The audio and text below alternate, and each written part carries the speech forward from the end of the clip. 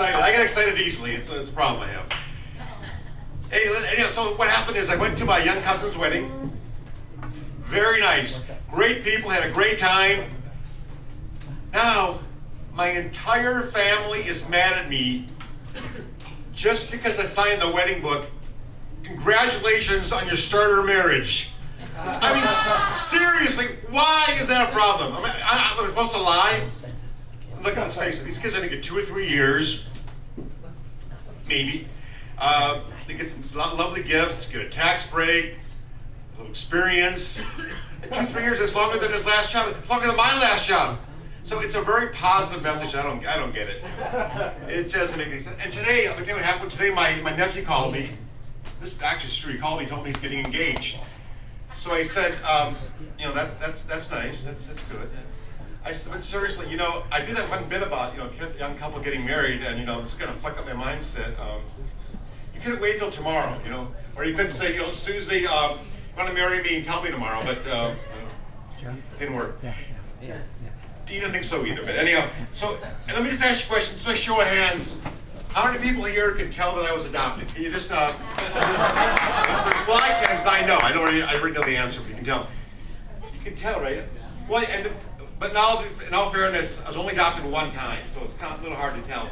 So it's not like I got adopted every day. I go to Adoption Anonymous, please adopt me, send me out, and who can adopt me? They put ads on Craigslist and stuff.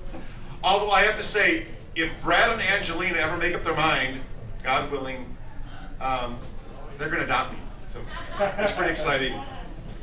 Got my own room. Well, I have to share it with 10 other kids, but it's sort of like my own room. Got my own toothbrush. That's cool. And then get the DirecTV, the NFL package. Here's the best part. If I miss curfew, I get spanked by Angelina. So that's great. I'm going to be out partying every night. I don't know where I'm going to go, but I will be out a lot. And we can go out partying together. That's the best part. I don't want to go up to 2 o'clock. That's the curfew. So, but actually, the only difference between myself and anyone not adopted is that I was never breastfed. I mean, that could change. That could change by tonight. But I'm still pretty hopeful about that. And you feel sorry for me on that, or? No, I had a visual. Oh, I just had a visual too, actually. It wasn't quite the same visual you have, but it was a visual. I'm still having the visual. But actually, and the only difference between myself is, well, the breastfeeding thing, but I was never traumatized as a kid growing up because, see, the key was I had a lot of friends that also were adopted. Imaginary friends, but they were still my friends. And I took these guys real serious, and well, they're not here today, but I took them pretty serious. And growing up, I had a brother that also was adopted. And when he got older, he lived in one of these secure gated communities. Actually, it was a prison, but let me tell you something. Seriously, he did not deserve to be there. Just because, and this happens, I'm sure it happens to all of us, just because you happen to be caught with, oh my God, just like a gun and some bullets and maybe some drugs. It was like 3 bombs. It was like a lot. It was just how much damage can you do? He made practically a federal case out of it. I mean, it was kind of ridiculous, but stupid. That's why they have probation. He doesn't deserve that. He never hurt anybody. He wasn't a violent type. In fact, I'm going to tell you something. He actually once went to prison for destroying a washing machine. Isn't that crazy? Yeah. He used a gun, but it was a washing machine. It was self-defense. You should see what that did to his clothes. It ruined the sleeves, it ruined the collars, he couldn't go to job interviews. Horrible. It was just, I feel bad for him. And I think it's weird is that he was there, but I'm not really a prison type person. Well, I might be. I don't know. Well, probably not. I don't want to find out. I don't need to go there. If I was there like one day, I'd be going up to the warden. Look, excuse me, boss, but seriously, it's kind of dark in there. I need a nightlight or something. I got the SpongeBob night or Dora the Explorer. Like if I wake up in the middle of the night, I want to get something to eat, go to the bathroom, go to the computer and download some porn. I mean, I need something. I just need. So I do.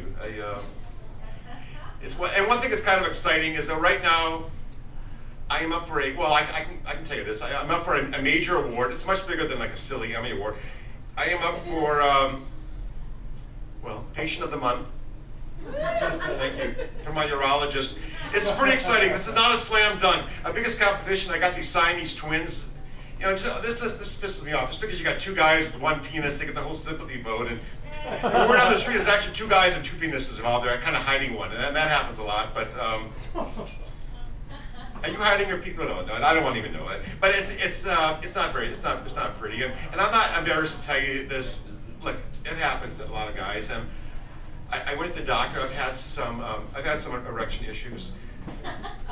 Yeah, but listen, but I mean, listen. If I happen to have a partner, like a woman, and if she's alive and she's awake, which does happen once in a while, it could happen. It probably won't happen tonight, but it does happen. Then I'm okay. Then I'm home free. I'm smooth sailing. It's perfect. It's fantastic. It's great. I'm king of the world. I mean, you get the idea. Okay, it's good. But it's when I'm alone. It's like 3 o'clock in the morning. I'm on hornyhousewives.com. I'm just trying to meet a nice woman. Just trying to meet, a nice woman that likes, puppies and walks on the beach and all that kind of stuff.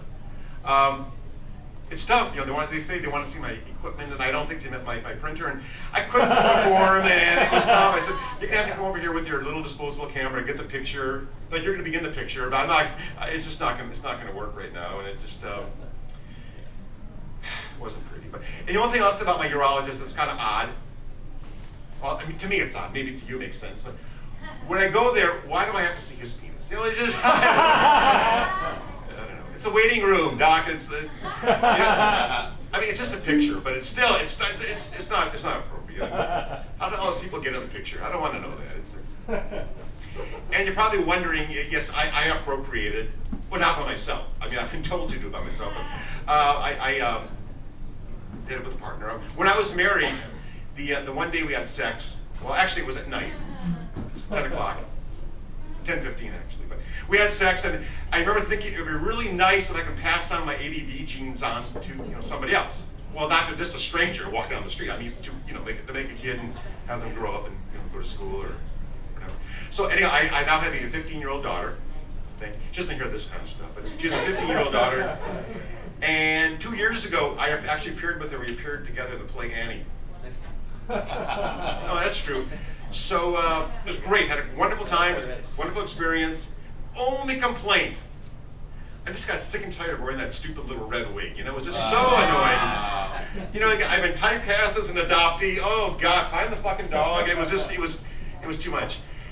And the other thing is, the other day my daughter tells me that I have no idea how frustrating it is to be a teenager. So I'm thinking, are you kidding me? Excuse me, I was a nerd during this country's sexual revolution. Frustrating. I used to get rejected by hook,